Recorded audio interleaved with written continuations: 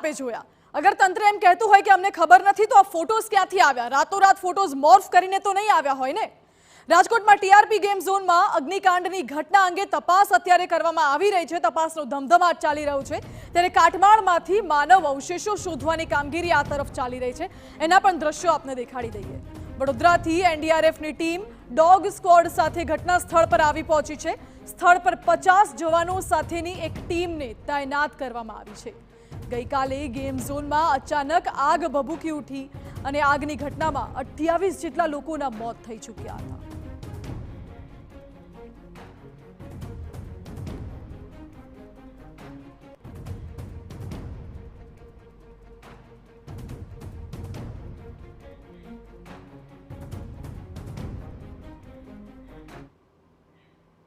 એનડીઆરએફની ટીમ અત્યારે ઘટના સ્થળ ઉપર ડોગ સ્ક્વોડની મદદથી અવશેષો શોધી રહી છે અને આસપાસ જે મૃતકોના પરિવારજનો ઉપસ્થિત છે એ અવશેષો જોઈને હૃદય કંપી ઉઠે કે ક્યાંક આ મારા બાળકનું, મારી બહેનનું, મારા ભાઈનું અવશેષ ના હોય.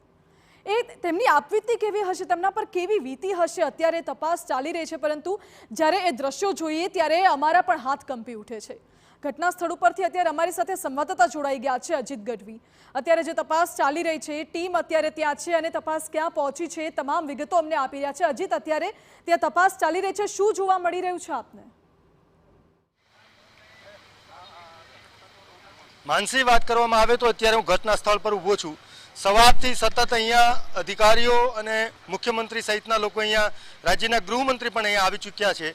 આ સ્થળ હું આપને બતાવીશ. અત્યારે આ જે ઘટના સ્થળ છે, અહીંયા ગઈકાલે એક બહુ મોટો મોલ ઊભો હતો, ગેમ ઝોન, કે જેની અંદર અસંખ્ય બાળકો પરિવાર સાથે અહીંયા હતા અને ત્યારબાદ અચાનક જે આગની ઘટના બનવા પામી અને 28 લોકોના મોત થયા.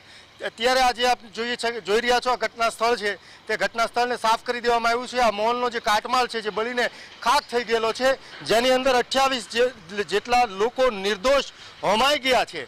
ત્યારે અત્યારે જે તંત્ર છે, વહીવટી તંત્ર, તે પ્રયત્ન કરી રહ્યું છે કે અત્યારે આ જે કાટમાળ હતો અહીંયા હતો તેને ફેરવીને બાજુમાં ફેરવી નાખેલ છે, કોઈ પણ અવશેષ ન મળે.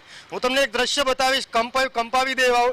આ અત્યારે હું તમને કાપડનો જે કટકાપ જે જોઈ રહ્યા છો, એ અહીંના અધિકારીઓ કે તંત્રને એવો વિશ્વાસ, એક આશા હતી કે કલ્પના હતી કે કદાચ કોઈનું મોત થઈ ગયું હોય ને કોઈ બળીને ખાખ થઈ ગયું હોય અને કોઈ પરિવાર જે પોતાના પરિવારને ગોતી રહ્યા છે, પોતાના પરિવારના સભ્ય માટે વલખા મારી રહ્યા છે, એવા લોકોને પોતાના પરિવારના જે સભ્યનું મોત જો થયું હોય, આ કાટમાળની અંદર બળીને ખાખ થઈ ગયો હોય અને એના કોઈ અવશેષો મળી જાય તો આ જે છેલ્લે મોત થઈ જાય વ્યક્તિનું અને જેને કફન કહેવામાં આવે છે, જ્યારે મોત જે વ્યક્તિને બાંધવામાં આવે છે તે કપડાં અહીંયા છે. અને જોકે સદનસીબે એક પણ તમામ કાટમાળ ફેરવીને કામ આવ્યું છે એવું કહી શકાય કે અત્યારે 95% આ ઘટના સ્થળ પરની કામગીરી પૂરી થઈ ગઈ છે ફેરવવાની, અને સતત 10 જેસીબી દ્વારા પ્રયત્ન કરવામાં આવ્યા છે કે કોઈ પણ સંજોગો એક પણ અવશેષ મળે અને મળે તો એની તાત્કાલિક એના પરિવાર સુધી એના ડીએનએ ટેસ્ટ બધું જ આગળ કાર્યવાહી થાય.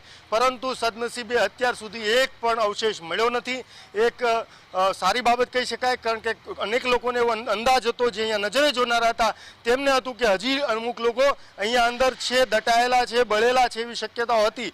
પરંતુ જે રીતે જે ટેકનિકલ ટીમે અને જે એક નિર્ણય લીધો કે આ તમામ વસ્તુ છે તેને મૂવ કરવામાં આવે, કાટમાળ છે તેને ફેરવી નાખવામાં આવે, આ વસ્તુ છે તેને સપાટ કરવામાં આવે, તો તે પ્રયત્ન થઈ ગયો છે. અત્યારે સમગ્ર જે જગ્યા છે તેને સપાટ કરી દેવામાં આવી છે. તંત્ર દ્વારા તમામ કાટમાળને ફેરવી નાખ્યો છે.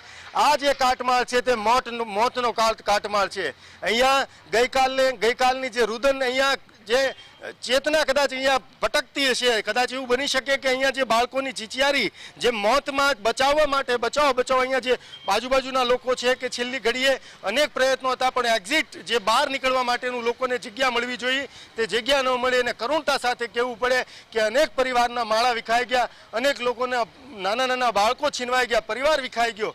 હજુ અનેક લોકોના રુદન નથી રોકાતા એવી ઘટના છે.